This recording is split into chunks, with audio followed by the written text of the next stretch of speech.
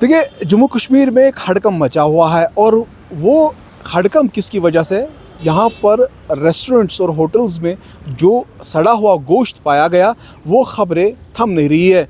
लगातार food safety act की जानिब से जिस प्रकार से जो पहल चल रही है, छापेमारी हो रही है, तो कहीं सारे ऐसे दुकानों को सील भी किया गया और रेस्टोरेंट्स में वो जो रोटन मीट है या सड़ा हुआ गोश्त कहे, वो ज़ब्त किया जा रहा है। अब इस डर से जिन लोगों के पास ये सड़ा हुआ मीट जमा था, अब वो या सड़कों पर फेंकते हैं या दरियाओं में फेंकते हैं। कहीं ना कहीं हड़कंप ज़रूर मचा हुआ है।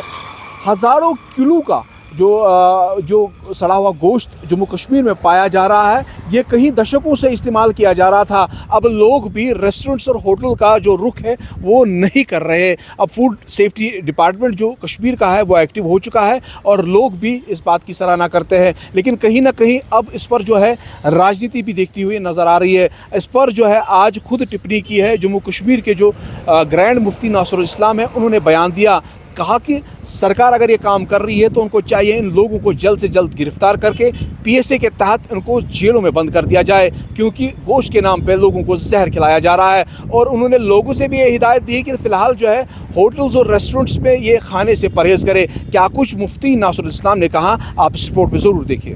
बिस्मिल्लाहिर्रहमानिर्रहीम। देखिए, गुज़श्ता कई हफ़्तों से एक बात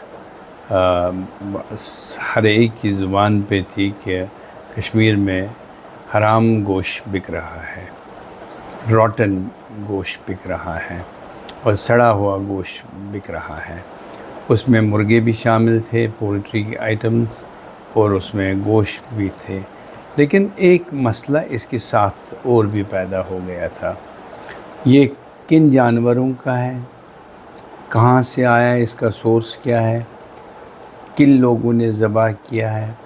देखिए, आप जानते हैं मुसलमान के लिए सिर्फ़ कुछ जानवर है जिनका गोश्त वो इस्तेमाल कर सकता है, लेकिन उसके ज़बह करने का तरीक़ा भी होना चाहिए इस्लामी।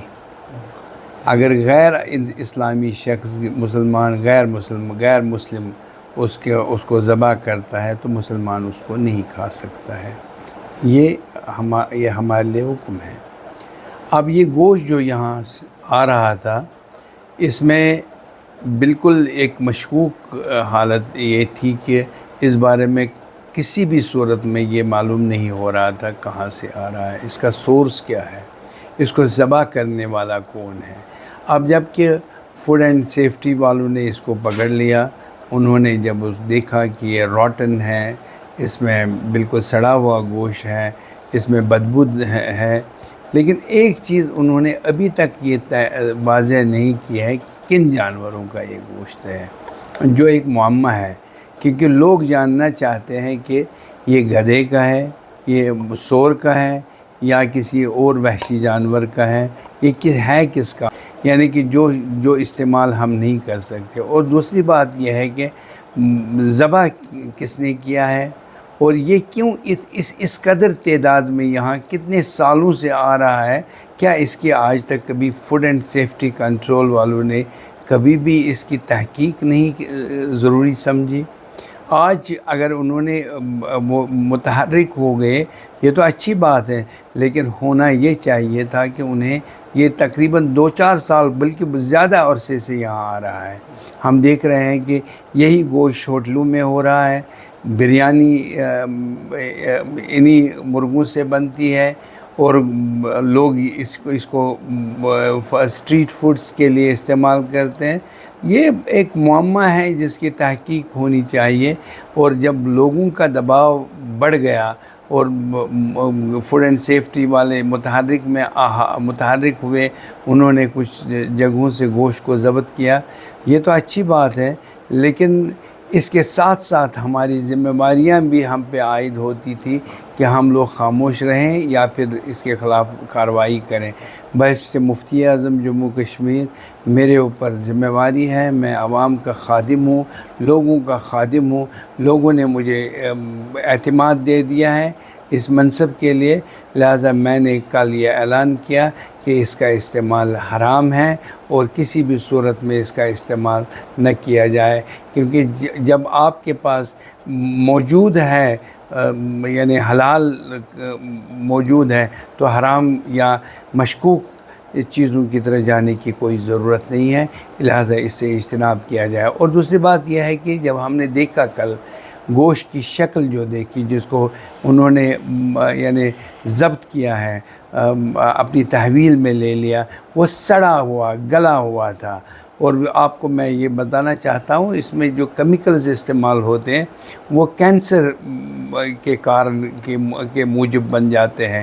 اور اکثر بیشتر ہم نے دیکھا ہمارے چھوٹے چھوٹے بچے جو ہے اس وقت کینسر جیسی مہلک بیماریوں میں مبتلا ہے۔ اس کی طرح ہم نے کبھی توجہ نہیں دے دی کہ یہ لوگ کھاتے کیا ہیں، اور اصل میں اس کا تعلق جو ہے اسٹریٹ فوڈ سے ہے، جہاں یہ کیمیکلز استعمال ہوتے ہیں جو کارسینوجن ہیں۔ اور دوسری بات یہ ہے کہ اس میں جو ڈائز استعمال ہوتے ہیں، جو کلرز ہوتے ہیں پکوان میں، وہ انڈسٹریل کلرز ہوتے ہیں، وہ بھی خطرناک ہے۔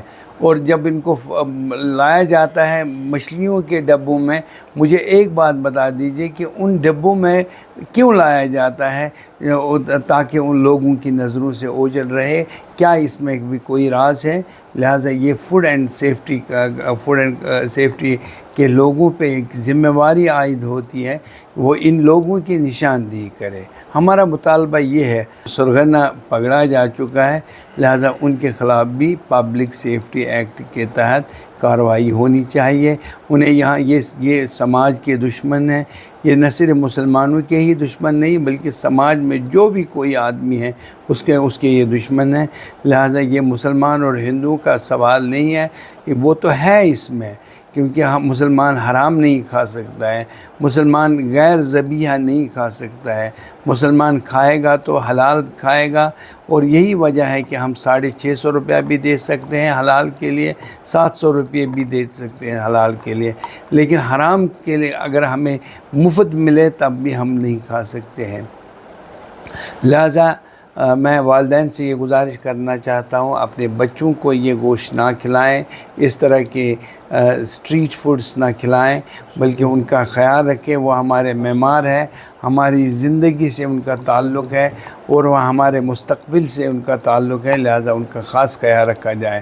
اور دوسری بات یہ ہے کہ میں نے فیصلہ کیا ہے کہ ہم گورنمنٹ کو لکھیں گے کہ ان کے خلاف مناسب کارروائی کی جانی چاہیے۔ جن فیکٹریوں سے اس کو پکڑا گیا ہے، جن فیکٹریوں سے اس گوشت کو پکڑا گیا ہے، ان جیسے اشیاء کو پکڑا گیا ہے، ان جیسے معقولات کو پکڑا گیا ہے، ان کے خلاف کارروائی ہونی چاہیے، ان کے لائسنس مستقل طور پہ کینسل ہونی چاہیے، اور گورنمنٹ متحرک ہو جائے۔ اور جو اگر یہ سیکاف کے ساتھ وابستہ یہ ہے تو باضابطہ وہ چیئرمین سیکاف صاحب اس میں باضابطہ کارروائی عمل میں لائے، اور جو اس میں ملوث ہے ان کے خلاف کارروائی تو ہونی ہے چاہیے۔ اور عوامی سطح پہ میں لوگوں سے کہتا ہوں کہ ان کی نشاندہی خود کریں اور ان کے ساتھ بائیکاٹ کیا جائے، اور ان کے ساتھ تعلقات منقطع کر لیے جائے، بلکہ ان کے ساتھ رشتے بھی نہ کیے جائے، کیونکہ یہ خطرناک لوگ ہیں۔ انہیں نہ دین کی پرواہ ہے، نہ انسان کی پرواہ ہے، نہ اسلام کی پرواہ ہے۔ یہ لوگ مسلمانوں کے نام پہ شرمندگی کے دبے ہیں۔